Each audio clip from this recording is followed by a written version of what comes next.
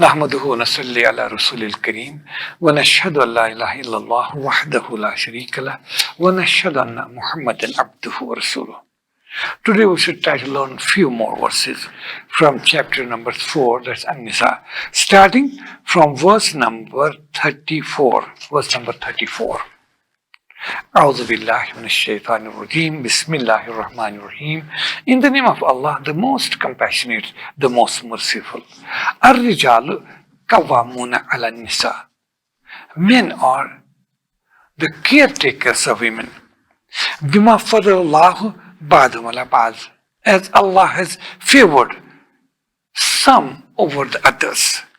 وَبِمَا أَنفَقُوا مِنْ أَمْوَالِهِمْ, and because of the fact they spent out of their wealth. فَصَالِحَاتُ, so righteous women are those قَانِتَاتُ who are devotedly obedient. حَافِظَاتُ لِلْغَيْبِ, they guard in secret also. بِمَا حَفِظَ اللَّهُ, what Allah has asked them to, command them to guard.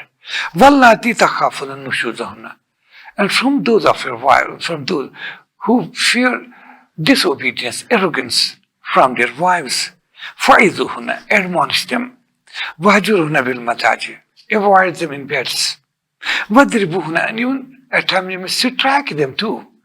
فَإِنْ أَطَعْنَكُمْ, but if they obey you, فَلَا تَبْغُوا عَلَيْهِنَّ سَبِيلًا, don't seek means against them.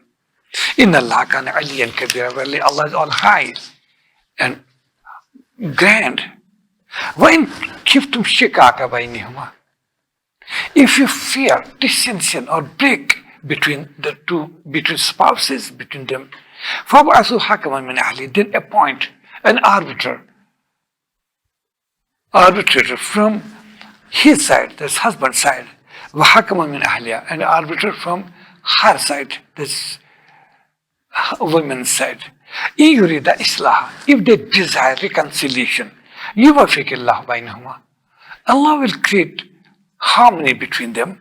إِنَّ اللَّهَ عَلِيمًا كَبِيرًا, because Allah has all knowledge and He is all aware. صدق الله العظيم. Coming back to today's verses, starting from verse number 34, that الرِّجَالُ قَوَّامُونَ عَلَى النِّسَاءِ. These phenomena are also often misunderstood. Quran says, الرِّجَالُ قَوَّامُونَ عَلَى النِّسَاءِ, men are caretakers of women. Men are caretakers of women. What does this mean? They are caretakers. It means they are overseer over them. They are their protectors. Men are the protector. Qawwam also means protector. Qawwam means guardian. Qawwam means supporter. It also means in charge. It also means administrator. Yes, that is it. It is in fact, as we talked even before, division of labor. As we see a country runs, there has to be an administrator as head of the state. It has to run under whose patronage or under his leadership, country has to run. It cannot run with that. There cannot be two presidents or two prime ministers. It has to be one. Similarly, in any situation. And in a house, it is also a government. It's also a basic entity. It's a basic unit of the world, as we have basic unit of life in our body, cells. Every cell has to be in perfect shape, and then only we can live a healthy life.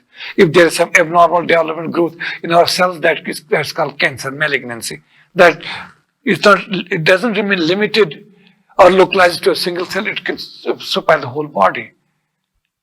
Similarly, a house, small house means husband, wife, and children.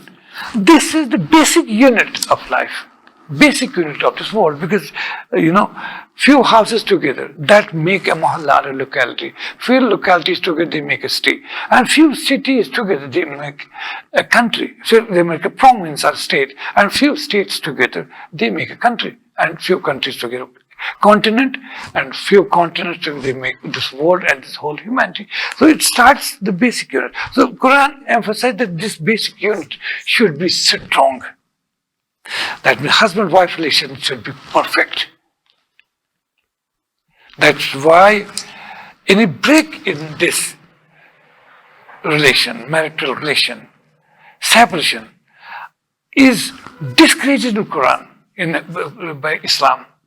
That should be the last resort when all your efforts fail. As experience, this verse also experienced just well while going ahead learning this verse, we should come to know that. It's the last resort. Otherwise, Quran wants to keep this family intact. Because this is the basic unit. When this basic unit is strong, all basic units, that's houses, households, homes are perfect. That means this whole universe, this whole world is perfect. And to make this perfect, there has to be discipline as we have in a country. Somebody has to be made in charge. It could have been either a woman or man. Those who are propagating equality of sexes, which Islam also upholds, but to the Islam's approach is perfect and natural. And this, what is being discussed, debated today, it is something unnatural, which is creating havoc in West as well as we have its impact on East also. Islam believes in equality, yes, as we read last time. For men, they report of what they own. And for women, they report of what they own. Quran emphasizes it repeatedly, time and again, about the role played by about the creation of human beings. Doesn't Quran breaks all the artificial barriers between different classes of people, blacks and whites, rich and poor? Quran says all are equal, all are from Adam and Eve, they have same parents. So Adam was from clay. So how can anybody be inferior or superior? Then Quran also emphasizes in that same verse. In fact, the first verse of this chapter itself. Ya ayyuhan nasu ttaqu rabbakum alladhi khalaqakum min nafsin wahida wa khalaqa minha zawjaha. Oh, people fear your Lord who created it from a single soul and after it created its mate. That's how. So men and women belong. Quran time and again says, Al-Zakar wal-Unsa ba'dukum min ba'd. Men and women, they come from each other. They belong to each other. They are at par. As I told you last time, Quran says, Hunna libasul lakum wa antum libasul lahunna. Women are garment for men, and so are men garment for women. Quran time and again says, وَاللَّهُنَّ مِثْلُ الَّذِي عَلَيْهِنَّ بِالْمَعْرُوفِ. In chapter Al-Baqarah we read, for women there are rights as are rights over them. So they are at par. When matters are to be decided in the family atmosphere, Quran says in Al-Baqarah we read, أَنْتَرَادٍ مِنْهَا وَتَشَاوُرٍ. Quran talks about that domestic affairs are to be decided with mutual consultation of spouses. So everything clear. Everything at par. But as far as responsibilities are concerned, on the basis of, as we talked last time too, about based on morphology, physiology, anatomy, psychology, emotional status, and all this, responsibility had to be fixed. And this responsibility of earning, going for hard work, based on the muscular strength, this responsibility has been put on the shoulders of man. It's not that he has been provided a stick or a gun to use force against the family. In fact, as Prophet peace be upon him used to say, chief of the nation, chief of a community, is in fact servant of community. Amir al-Mu'minin would feel himself, take himself as a servant of whole ummah. Because it was the responsibility of head of state he is the chief civil servant. He's servant of the people. And it is laid down 1400 years back. Chief or head of a community is in fact servant. So is man. It's not that he is in authority and his dictatorial role has been given to him, that he may use force. I started beating and thrashing his wife and children and all that. Then it is problem management. He has to manage affairs. It had to be. If man was not there, then some people may argue, why not women? Yes, again the problem would happen there. Why women, why not man?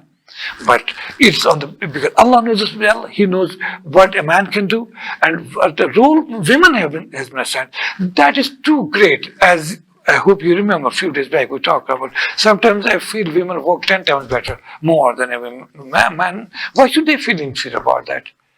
Their embodiment of love, affection, and all these settings, spendings, managing their best managerial capabilities. And it's man who has to go a laborer, go early in the morning, in hot summer, sweating from head to toe, breaking stones, carrying heavy loads, and earning something. And once he brings it back home, he has to hand it over to his wife. Is that who is superior, who is inferior? If you go by this standard, imagine, is woman inferior? That let her see her husband in that terrible heat or in cold winters, early in the morning, going for work, physical work, bringing something after he owns it, and give it, offering it to his wife, and his wife gets it, and happily she welcomes him, and they share, they eat, they drink, they sleep, they make their house comfortable, create things of comfort for it. So where comes the problem of inferiority or superiority? This is in fact tremendous responsibility on man which has been put on the basis of his physical and psychological capabilities as well as limitations and capabilities. That Quran said, Qawam doesn't mean a beater, a dictator, and it's a great responsibility. Al-Rijal Qawam. That's why what are the meanings of Qawam, different meanings of Qawam. It is, the Qawam is overseer, that he has to oversee. He has to be a protector. He has to earn, first he has to earn. Put all his hard labor, physical, psychological, mental capabilities, put hard and earn. And then he has to be a protector of the family. You can understand, man is better equipped, physically and psychologically, to be a protector. Though women have their own capabilities, but this protection, he's a security guard also. So why should women feel inferior? Men are Qawam. He has to act also as a security guard of his family. Is there anything superiority over it? It is a tremendous responsibility. Then it also means in charge. It means supporter. He has to support. He has to protect. He has to guard the family. He has to administer things. But there has to be only one. It could have been either way, no, not two. In fact, can you imagine in a country having two prime ministers or two presidents? It can never happen. That country is going to be doomed. We know, many of us, you may be knowing from history, you might have read the history, or some elderly people who must have witnessed those events of history in our neighborhood, in this subcontinent itself. A country which was divided two parts. It was two parts, one west and east. And after due electoral process, then there was some crisis between east and west. And there came a proposal. Though the person from the east got majority, overwhelming majority in the National Assembly elections, and they had a right to form the government. But some people, out of arrogance, said it's not possible. Why should they get the government? Though they also believed and contest election on the basis of democratic process, and they had full belief and trust in democracy. And what I want to emphasize, then came a proposal from some vested interests and from concerned quarters. Oh, okay, let us decide the future of our country by appointing two presidents or two prime ministers of two wings. This was a laughable proposal. The fact is, historically we know, two presidents or two prime ministers could not be appointed for that one country. But it of course resulted in the split of the country. It broke into two. That's domestic level too. We can't appoint two presidents, two Qawams, two administrators, two protectors, two security guards. It has to be responsible. If that happens, that cannot happen, but it will split the family the way it split our neighborhood country. In early 70s, it broke because there was a proposal, let there be two presidents or two prime ministers. Two presidents couldn't take over. They couldn't be appointed. But once they came out, the country broke into two. Same is family. It has to be one's responsibility. There's nothing like superiority and inferiority to be discussed. Women feeling, how come? Who is inferior? Who is superior? This question is irrelevant. الرجال قوامون على النساء. Men are administrators, overseers, protectors, guardians, and caretakers of women. Women here means of the family. First wife and then through her the children. He is the administrator of things. Bima fadallahu ba'dhum ala ba'd. The way Allah has favored some over the others. As I told you, in certain respects, man is physically, psychologically, and anatomically also. He has some capacities to bear all these responsibilities. And it is their responsibility to own and to spend out of their wealth. Man owns, and when there's marriage, and some of them, there's mahar is to be paid. What? That means man out of his whole earnings, according to financial status, has to offer that bridal money. Whether present standards, whether it is 100,000 worthwhile, 1 million or 2 million or 5 million, we'll go for it. Well, man's earner, and he offers it to his would-be wife who comes in on his wedlock. You decide who is superior, who is inferior. To me, it is not so. فَالصَّالِحَاتُ. So the righteous women are those who don't unnecessarily trouble themselves, who don't get psychologically broken from inside, and so who don't envy or feel jealous why I am not the head of the family.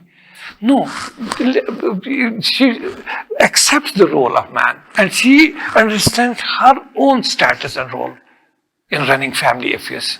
So she is devotedly, qanita, obedient. Yes, she has to be. Then only things can work.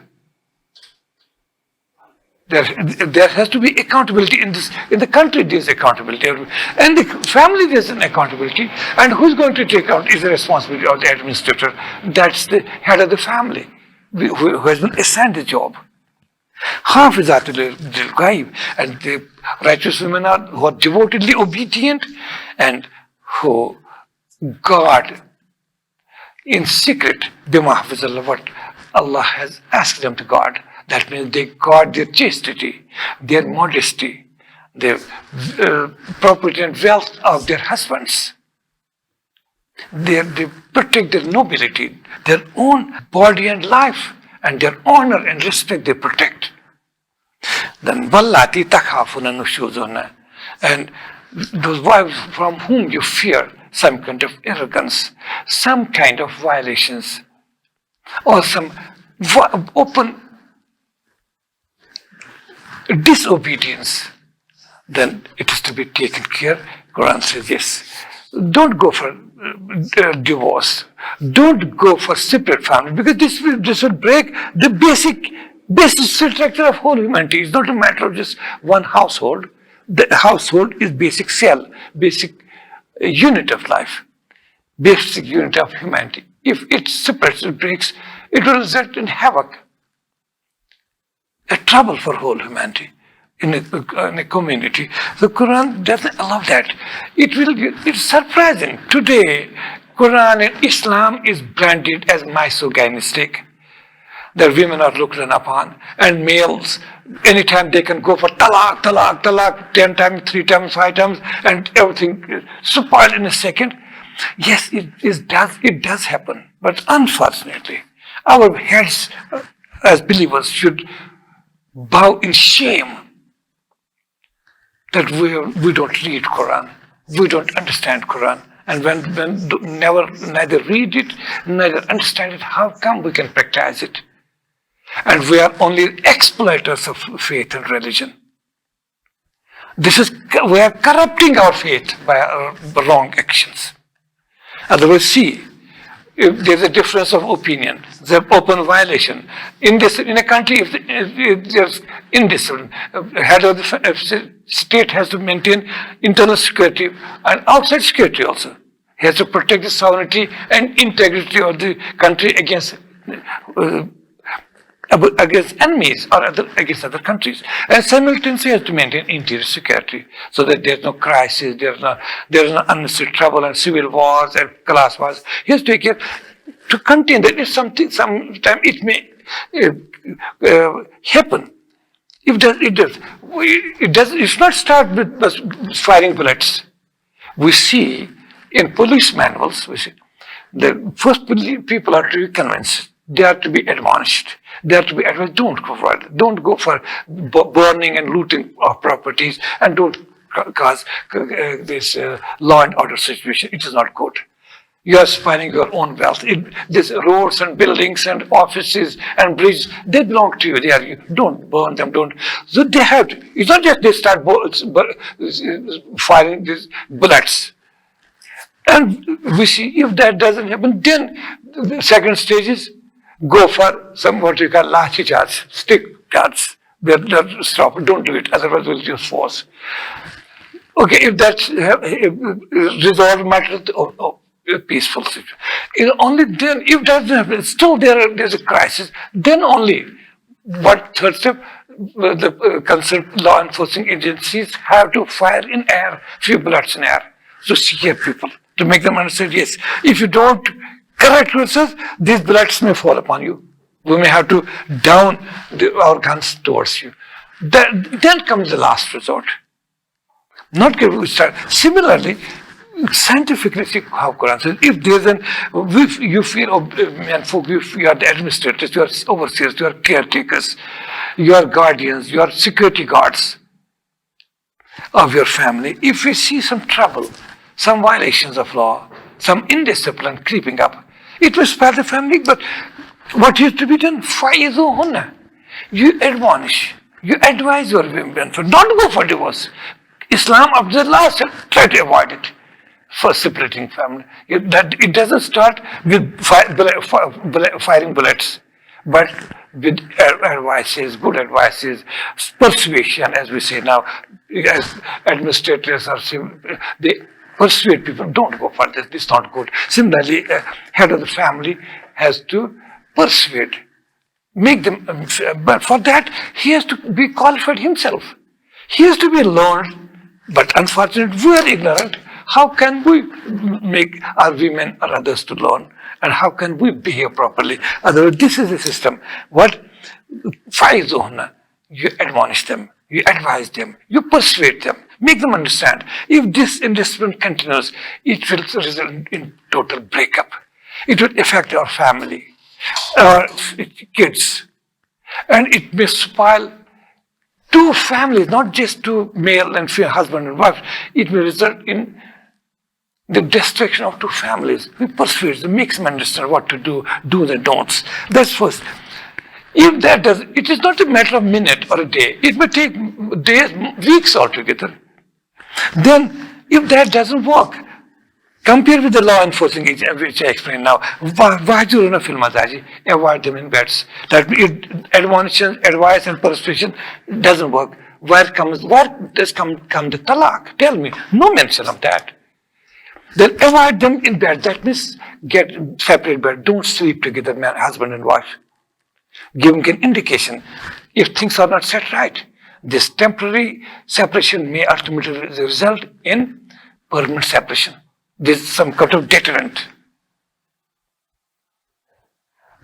It is not just for one night, 2 nights. There should be a time frame. It may take place a week or 2 weeks or even more. They may consider. If that doesn't work, still there is indiscipline. There are still violations. There is disobedience. There are infighting. Then Quran says, "Vadribuhunna." You can even strike. That means use mild force, which Prophet said. Why this mild force? This is not an excessive strength. This is anything against wife. It is simply to protect the sovereignty and integrity of family, so that family doesn't separate, so that there's no divorce, there's no separation, there's no crisis. To avoid that situation, even if we have to use some mild for Prophet said, as Abdullah ibn Abbas, the first commentator and translator of Quran and explainer of Quran, his view is that it should be so mild beating. Like we see a minor twig, which we call miswak, by which that natural toothbrush, which we get from willow trees and then make. It should be like mild admonition, mild strike. So they make them wise, understand. It's not a beating on face. Prophet prohibited it. He never in his lifetime has used force against his wives. And he is a living example for us. Uswa Hasana, he's for us, not anybody else. He didn't. He said, I don't do it. You should not do it. Even if you have to do it just to protect the integrity and sovereignty of your household, your family, you have to use force. It should be so mild. It should be just as a deterrent, not spraying bullets and starting killing and beating and all that, irrespective of the body parts where you are hitting. It should be so mild. If these three stages have to be passed, if they obey, fall in line and understand, okay, then don't seek means against them, unnecessarily making excuses, just to trouble them, just to tease them, just to injure their feelings. You should not do that. Inna Allah kana aliyan kabira. Because Allah is all high. He's grand. He's greatest of all. You should take care.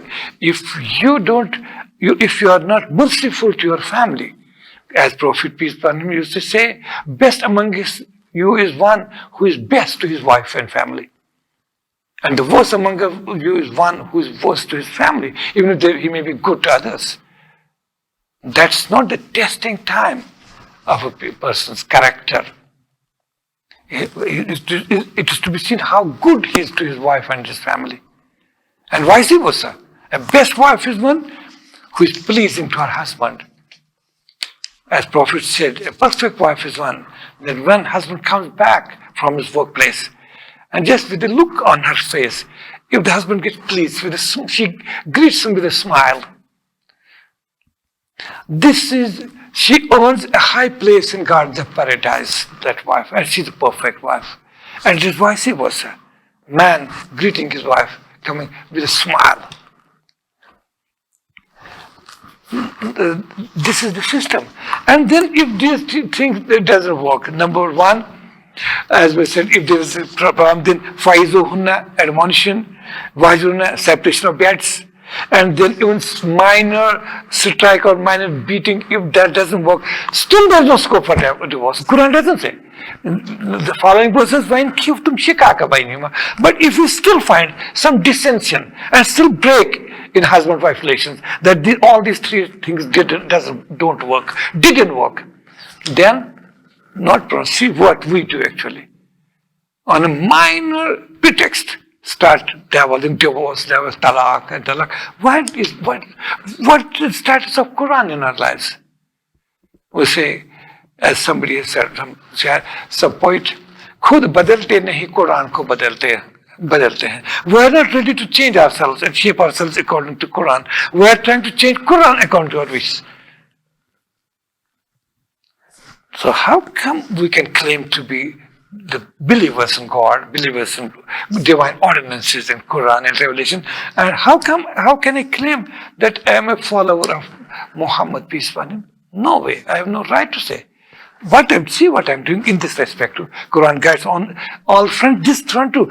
If these three don't work, still no scope for divorce. Quran says, when khiftum shikaka bainihima, if you still see dissension or breakup, misunderstandings, and gulf between husband and wife still increasing, not decreasing, it's still widening gulf. Don't go. فَبَعْثُوا حَكَمًا مِنْ أَهْلِهِ. Then appoint an arbitrator from his side, that's from husband's side, a wise man, an elderly man, experienced man, knowledgeable man, who is understanding, who has wisdom. Appoint him. وَحَكَمٌ مِنْ أَهْلِهَا. And simultaneously, a wise, experienced, noble, righteous person. That's what hakam means. From ahliha, from her side, from her wife's side. That was still no divorce. Then, after the appointment, yurida islaha. if they desire reconciliation, that if they work for reconciliation, which they should, that's why they are hakam, they are wise people, they have to work for islah, reconciliation, make them understand the future of this breakup, how they are going to harm their whole family structures will be broken and everything. Admonish them, husband, wife separately, make them understand, make joint efforts. In yurida islah, if they desire reconciliation, yuwafiqillahu bainahuma, Allah will make situation good for them. There will be, Allah will create harmony between them. So this is another step for reconciliation, no breakup. Inna Allah kana aliman khabira, because Allah is all knowing and He is all aware. He is aware of anything. This is here. Then if Quran says, if this doesn't happen, it's not just a matter of hours, all these 4 actions will work.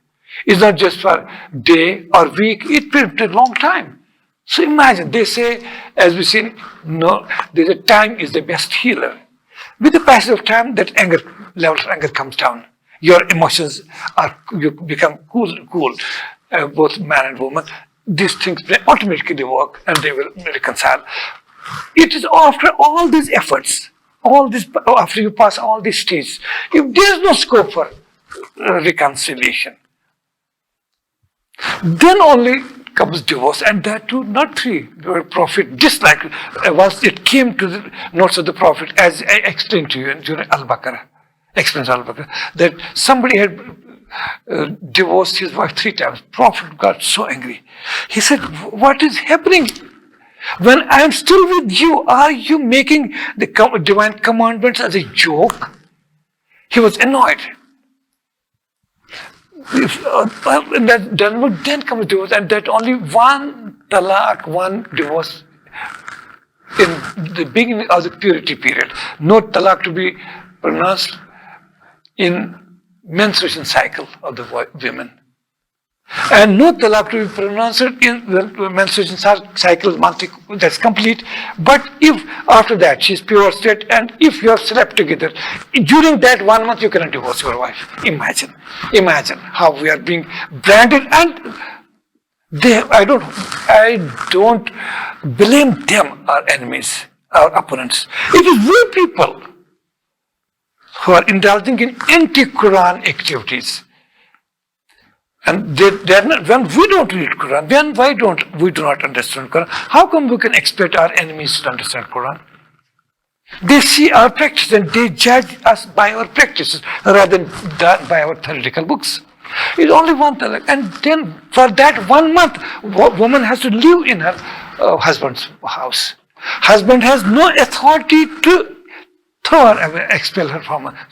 Neither husband has power to show her the exit, nor wife is allowed to leave her husband's house during that 1st month of divorce. During that month, maybe there's some reconciliation, joining, nothing doing. It is just, imagine how much time frame it is. It is, if that doesn't work, next month, in purity period, in which no sex contact has been made between husband and wife, the 2nd talaq can be pronounced. And then again waiting period. Still scope for reconciliation. Still, that's it. So this is what Quran highlights, and see our actions and how we are blamed, branded as committers of atrocities against women, and which rightly so. I don't blame them, I blame my own self. Alhamdulillah, we close it here today. Sadaqallahu al-Azim wa sadaqa rasuluhu an-Nabiyyil Kareem walhamdu lillahi rabbil alameen.